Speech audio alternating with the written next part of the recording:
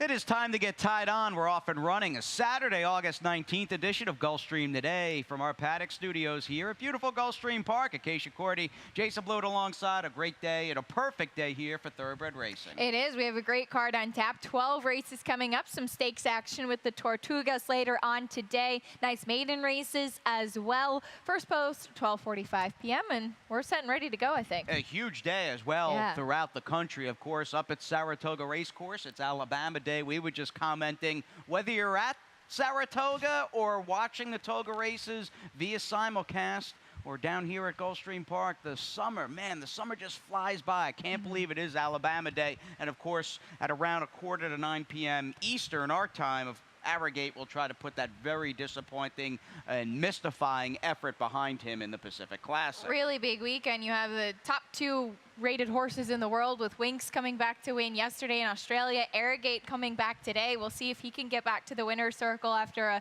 mystifying, I think is a good word for it, last time out. And we know Bob Baffert usually knows his horses pretty well, so he actually has a couple in there. Should be a fascinating day. And a fascinating Friday here at Gulfstream Park. In fact, a day in which favorites had a tough time getting to the winner's circle. Believe there was just one winning favorite out of the 9 races when it was all said and done. As it turned out, though, and you were coming in off a gigantic return to the races here Thursday. I think you had 5 winners Thursday. Was this the old bounce yesterday? Because, well, we're giving out 3 more polos. Yes, we are. And favorites had a hard time getting to the winner's circle. Apparently, so did I, even when I tried to pick against the favorite. But congratulations, Rudy, Mike, and Chrissy. We had really good participation this week, which was a lot of fun. People were tweeting at us. We love to see that. Don't forget to join us next Friday. Jason, I think you are up next Friday for Beat the Expert.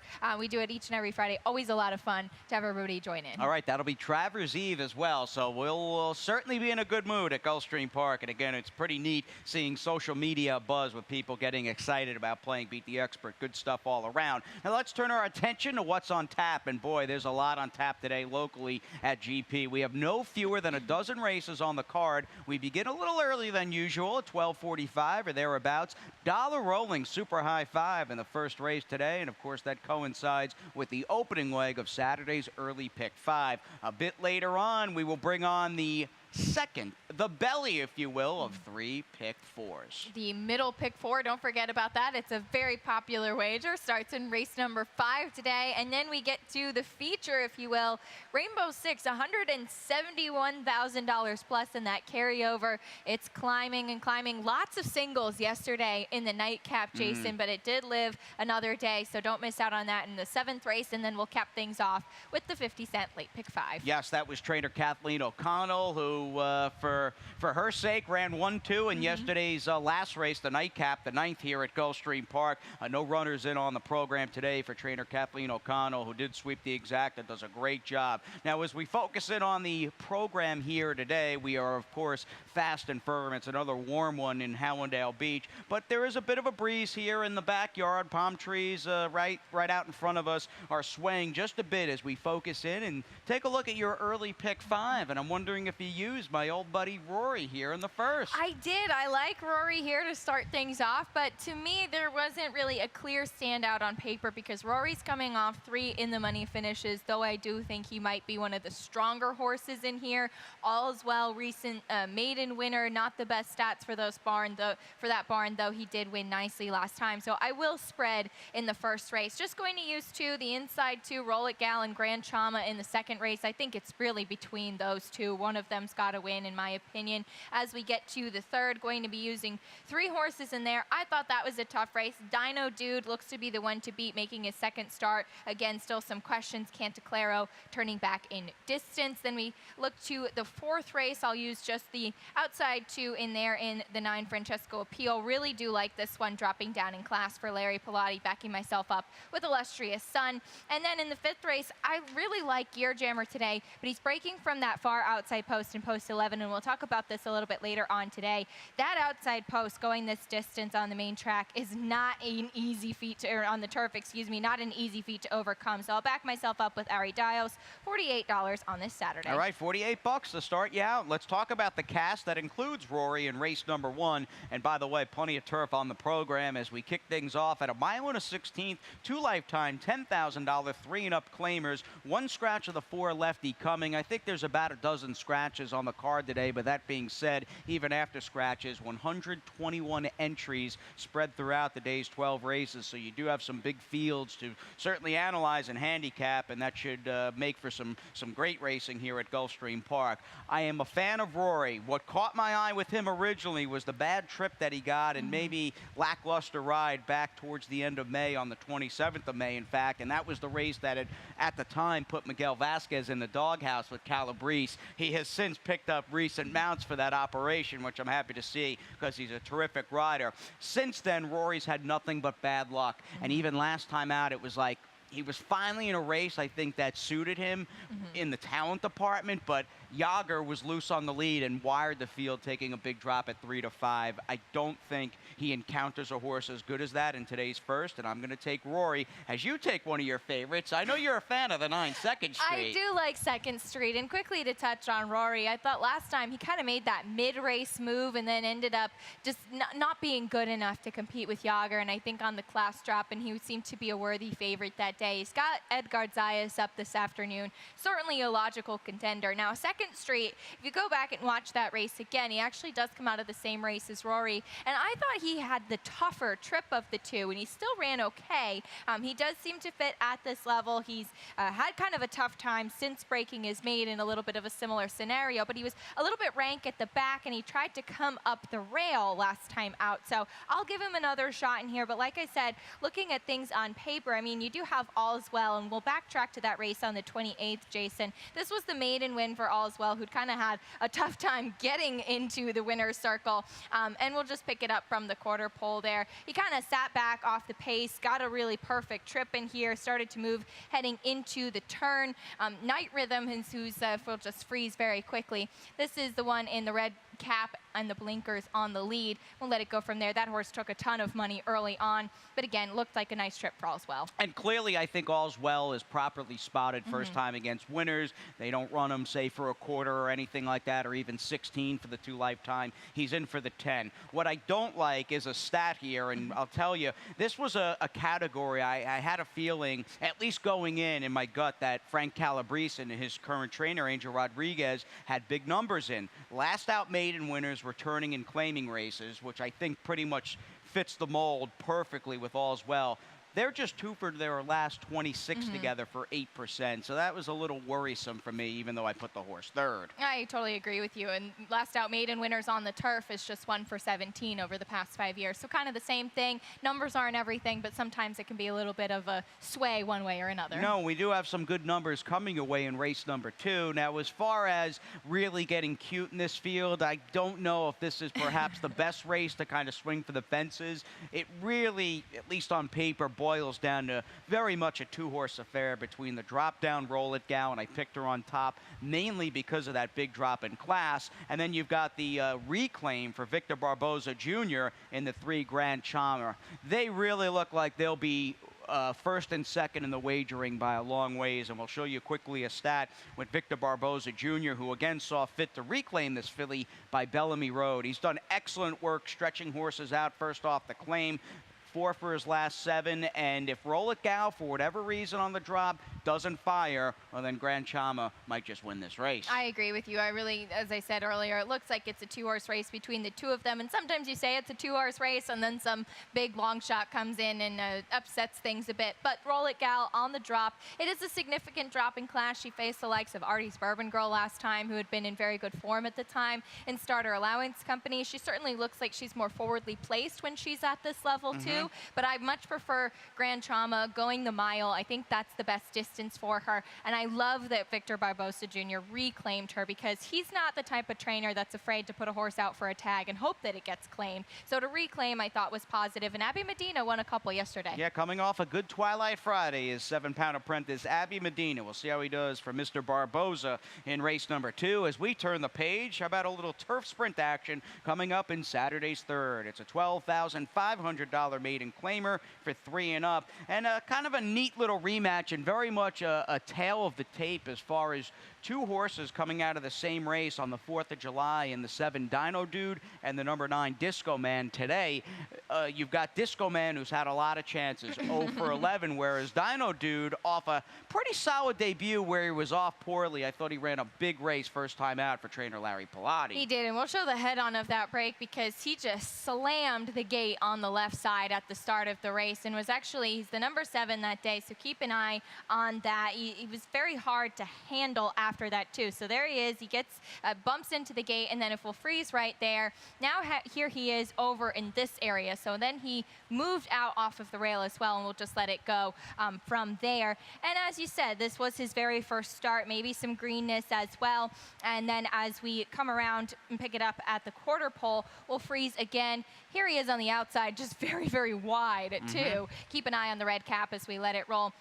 As you said, Disco Man did end up being 3rd in that race. John's Approval, the 2nd place finisher, came back to win after that.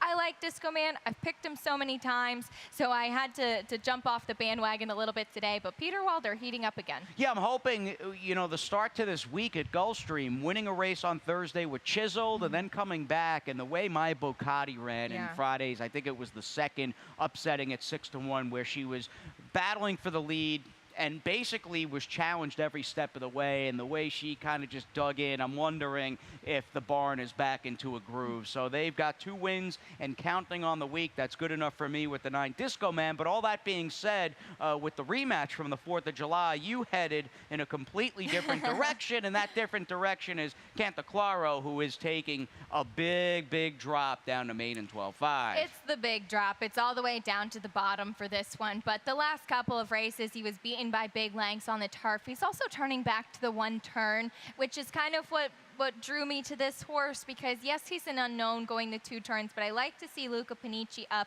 I thought Contraction ran very well in that race that he comes out of last time. 2 starts back. The 3rd place finisher Without Remorse was impressive to win yesterday. So he's faced a bit tougher competition. Maybe in the 1 turn, he'll be able to just get in a better spot and have something left. No, very dangerous Panici jockey Luca Panici, who continues to ride well, specifically on the turf here at Gulfstream Park. 4th race on the afternoon. It's back over to the main, and we'll stretch out from 5 to 7 furlongs with this 3 and up, $30,000 to $25,000 claimer. It's quite a bit going on, and as I work my way through this field, I said, wow, you got one for Victor Barbosa Jr. Ralph Nix has got one in here. Trainer Oscar Gonzalez, maybe not as much of a household name, but he's had a good meet, batting about 25%. Antonio Sano, Angel Rodriguez, Peter Walder, and then Gilberto Zerpa on the outside, or close to the outside. You really do have a lot going on. I landed on the far outside with the 9 Francesco Appeal for Larry Pilati. Pretty precocious to start as a 2-year-old. He had a long layoff.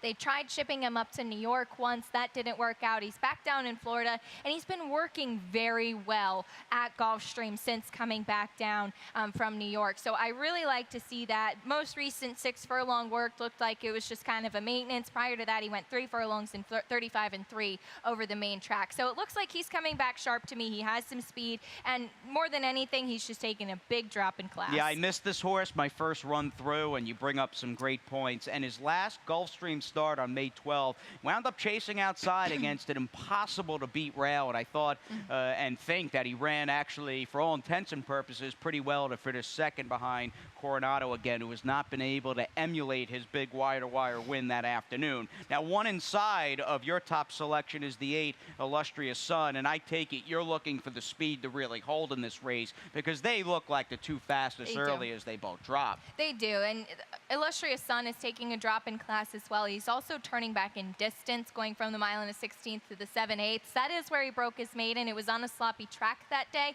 but I think what's worth noting too is that he's the only one in this field that actually does have a win at 7 furlongs. Now, Dizzy Gillespie, talk to me about this horse, who's going to be an okay price as he makes his second start off the claim for trainer Yvonne Belsora. We've got a spotlight to show you with a horse who was 6th and not badly beaten against a very good crew last time that included Tough Customer. I wanted to show from the break. He breaks from the rail, and we'll show the head-on of the start. He was actually pretty ranking hard to handle as well. Jock having a tough time getting him into the spot. That was actually Luca Panici that day, kind of all over the place. And now he goes outside. He's in the white cap, and we'll just freeze it right there.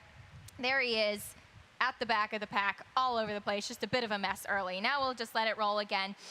He then kind of rushes up to the lead, and he's pressed by Arrecife, who's the 3 on the lead right now. Fades in the stretch, but after expending all of that energy early on, I thought this might be a bit of a price horse to keep an eye on here, and you can see him just rushing up, making that big early move, going out to the lead.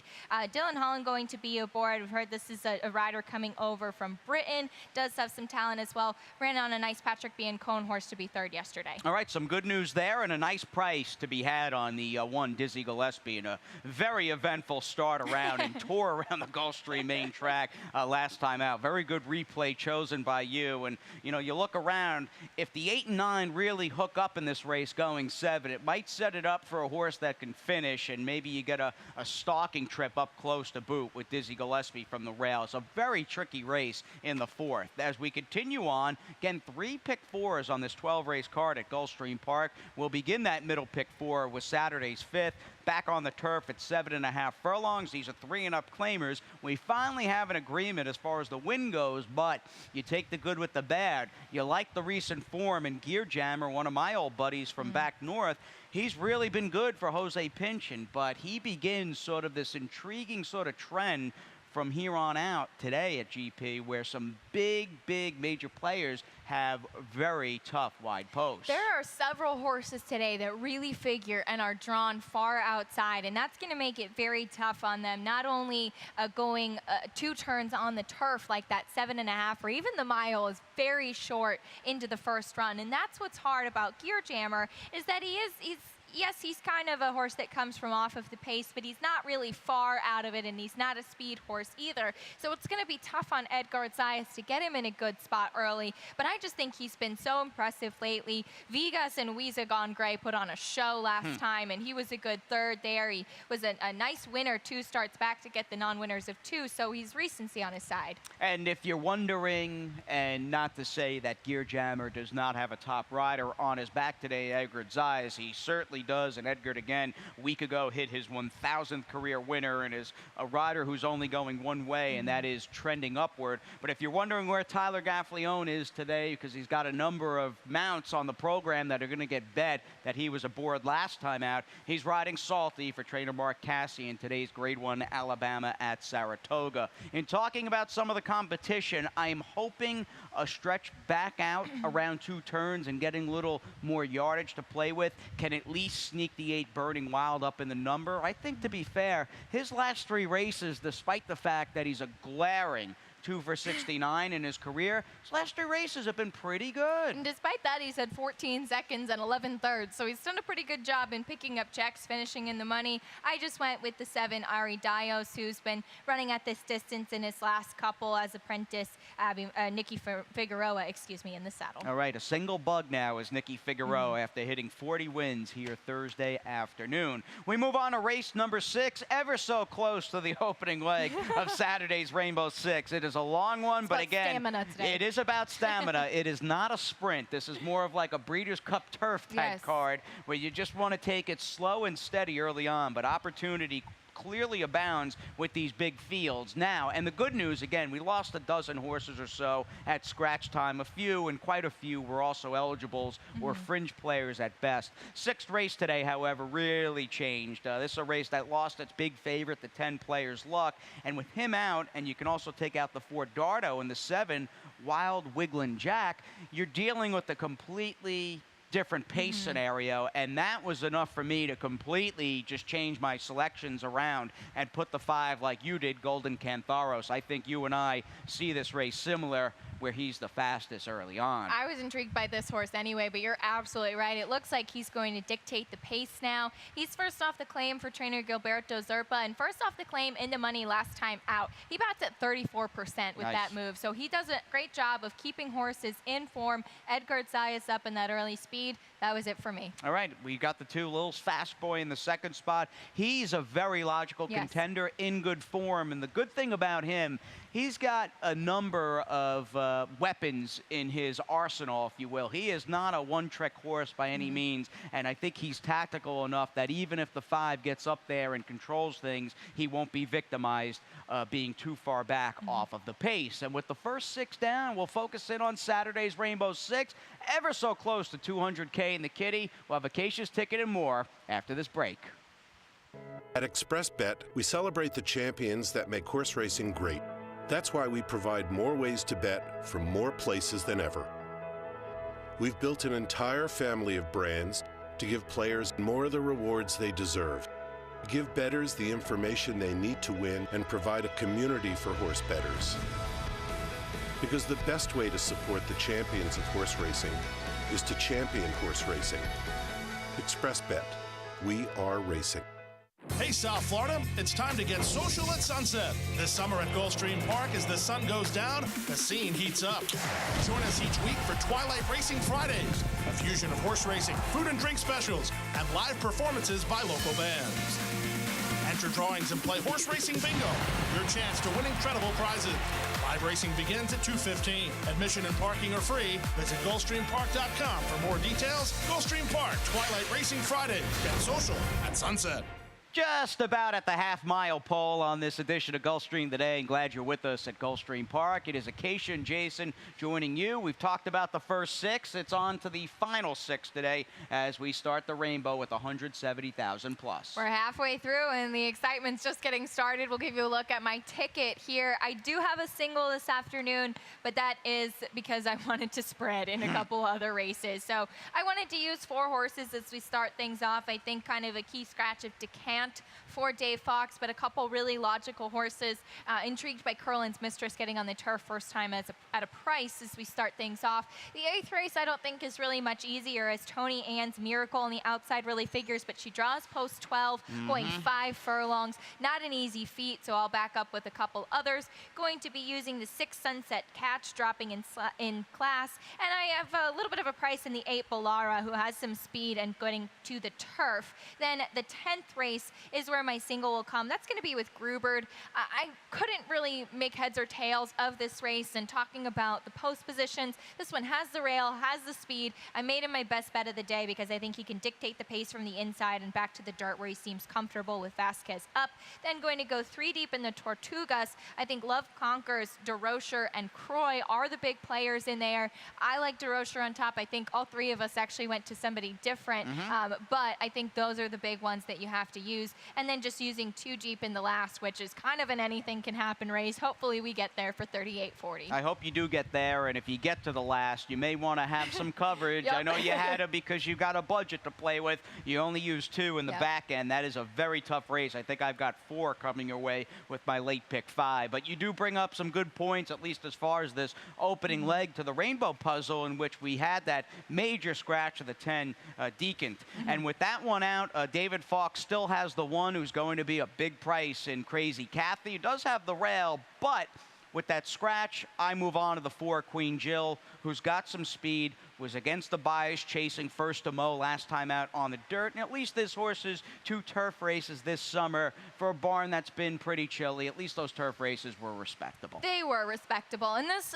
after the scratch, I had such a hard time because I did actually have the Dave Fox runner on top. Me too. And I didn't really want to put Queen Jill on top. Not that she can't win, but just that I don't trust her. So I'm looking for alternatives. And I ended up landing on Curlin's Mistress, because when this horse ran last time, first of all, she has really nice breeding. She's by Curlin. She's half to multiple graded stakes place, apology not accepted, and the full sister to Curlin's Approval, who's been really, really very good.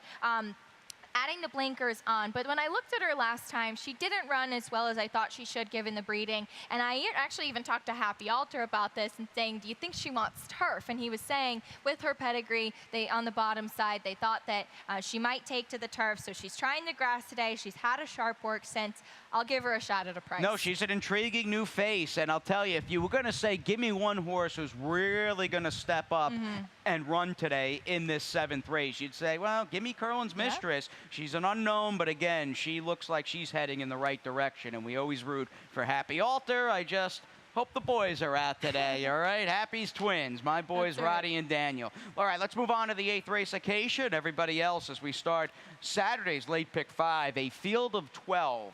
It's a biggie. Dozen ready to roll. These are Florida-bred 2-year-old filly maidens. They meet on the main at 5 furlongs. And as far as the late pick 5 goes, I use the 12, who I like the race that Tony Ann's Miracle is coming out of. I think she caught a pretty respectable field as far as talent goes. If she doesn't work out the right trip, though, and she's very good from post number 12, she's not going to win. I'm also hoping that with the 3 Storybook ending and the 9 Speed Star, I was laughing or chuckling to myself, Acacia, looking at all the horses you used in your Rainbow Very Six. different. Yeah, we have a completely different, outside of the 12, we have completely different firsters in this race. I hope. I haven't heard anything. You'd get full disclosure here on the show if I have or did, but I haven't heard anything. They're just my guesses as to who I think might be live today. Moving on to the 9th race, I am going to go 2 deep there with Pure Cotton, and towards the middle of the pack, the number 6, Sunset Catch, is taking a big drop in class. Grubert is a must-use in the 10th, and to be honest, moving my way through the remainder of the field, I could only come up with the likely second choice, the number 10, Daddy Duke. There's just not much in there as far as solid, sharp, recent form.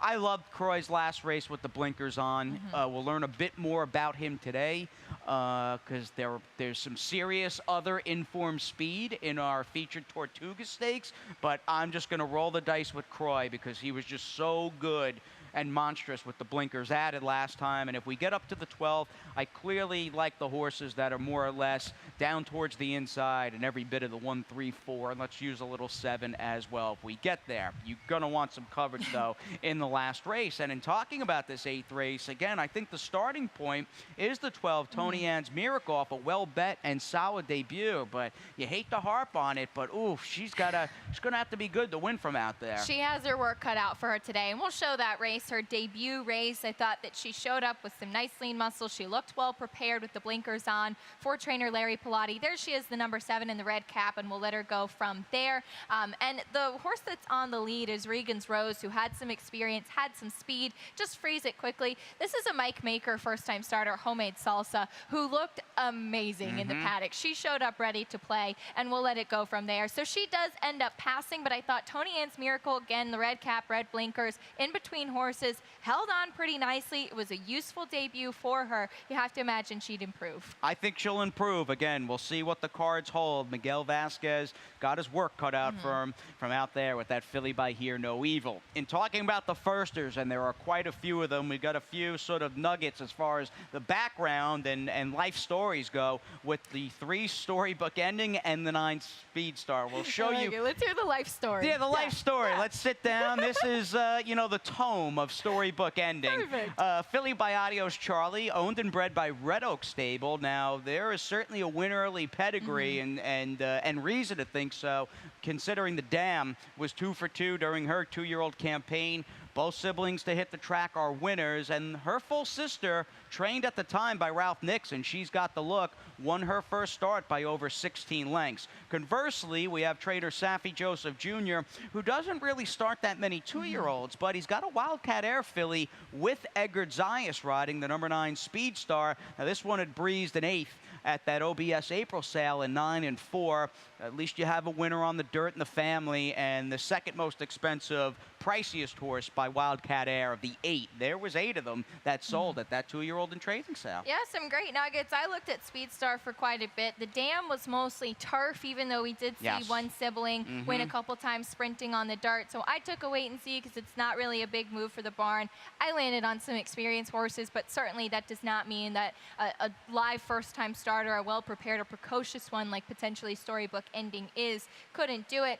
We have Sebastian Saez down here riding in Florida now. He's on the 4 Baylor for Stanley Gold, who's been going great with Arundel Farm. This one had a very eventful debut, hitting the gate at the start, and Di Maria wired the field that day. So we'll see if she can improve, or Sold That Sugar, who does have speed as well. Does have speed, was bet, ran okay. Slow race first time out against Weekend Mischief, who won by a pole and didn't run very fast herself, but she could certainly step up her game today for Joe Orsino. Race number 9 on the afternoon. Another big 12-horse field awaits with this 12-5 3-and-up 2-turn turf race, maiden claiming field. You have got the number 8, who I seem to have missed, Ballara, in the mix. Oh, you've got the speed here. This is the speed. This is a total guess in here. And Ron Nicolay, unfortunately, not feeling well, but his cousin Tom owns a horse, Bowtie Affair, who we did see running down here for Pat Reynolds. And this horse is the half-brother to Ballara. He was a 3-time turf winner, actually has 2 siblings that won on the grass. His turf races prior to this were, again, significantly tougher. I just went with the speed. The sharp works. Miguel Vasquez up.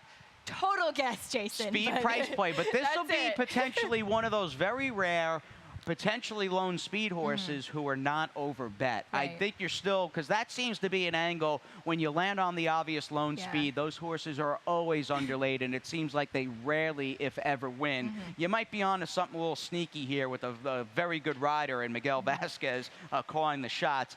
I, on the other hand, took the 2 drop-downs who have never run this cheaply on the turf before. That is Pure Cotton and the number 6, Sunset Catch. Both logical. Yeah, they're both very logical major players for the obvious reasons off paper. We can move on to the Crew and Grubert in race number 10. 2 lifetime 62.50 3-and-up claimer on the main track at 5.5 furlongs. You've got Grubert, who's never run this cheaply on the dirt. That's what he's got going for him, and he's likely to pull an up-close trip. And then Daddy Duke for Steve Caceres, whose barn is going good. They've got Blackjack Baby in the featured race tomorrow, that turf sprint, looking for, I think, 5 consecutive wins. Yeah, Blackjack Baby has been amazing lately, just in excellent form. Daddy Duke, I've kind of been waiting for him to improve off the layoff, and I just really haven't seen it yet. I liked him last time. Yes, he did kind of have to clip heels, take up a little bit after the start, but just didn't really see anything from him after that. And the same goes for his previous turf races prior. So I'm just going to put all my eggs in one basket with Gruber today, and here he's got the inside post. All right, inside post. Miguel Vasquez, as we start to go through, we sound like broken records.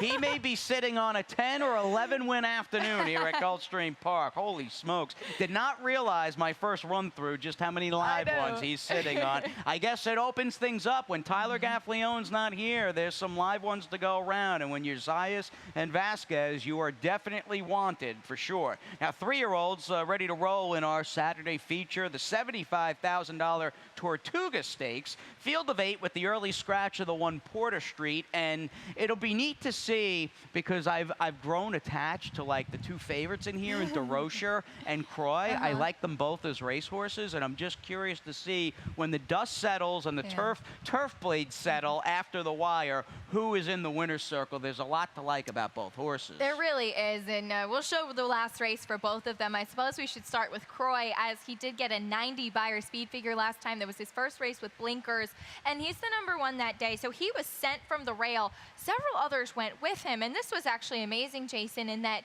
he had a pace stool, and he pulled away from it. I was waiting, like, down the backstretch. I'm like, well, that'll, effectively take Croy out of the race because the Peachtree horse, the number 4, I can't remember the name, was a huge even money favorite. Completely bonkers. Yeah, completely bonkers. Well, just go to the window on completely bonkers. And Croy, I mean, turned this into a 1-horse wrecking crew. Yeah. What looked like a pretty competitive field on paper, Florida breds, became a single-horse procession down to the wire. Of course, course, the story goes, well, is he able to pair up gigantic efforts back-to-back? And even though he was involved in that fast pace and just drew away, he's got, I think, some quality speeds most likely to deal with today. He does, and we'll show DeRocher's last race, and this was a big reason that I did end up picking him, and you touched on that as well. He's the number 2 in here. He was a big price of 10-1 this day.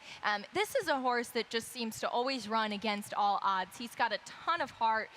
He ends up coming from off of the pace, and that's what I like about him tactically. Edgar Zayas is after him here, and again, we'll just freeze right there. Here he is, the number 2 on the rail, and let it roll through the wire. I thought this was a huge race from him. He's shown he can put back-to-back victories together. He's been in excellent form lately. I know it's a guess, but as you said, it's easy to have an affinity for some of the horses in here. Yeah, he's been so consistent throughout the summer. He's shown up. He obviously has really turned things around on the turf. And to add a little spice to his overall resume, he's a Texas bred, which is pretty cool, by Niagara Causeway. And I was happy to see, even though he blew me up in a pick 4 or pick 5 that I was alive with last time out on the 22nd of July, thought he was able to put and answer the fact that his effort 2 back was a little lackluster, and clearly he loves the grass. We'll wrap things up, and we'll do the nightcap quickly here, as you have, I believe, a baker's dozen to end things with a field of 13, in fact, in race 12 on the main at 6.5 furlongs. These are filly and mare maiden claimers,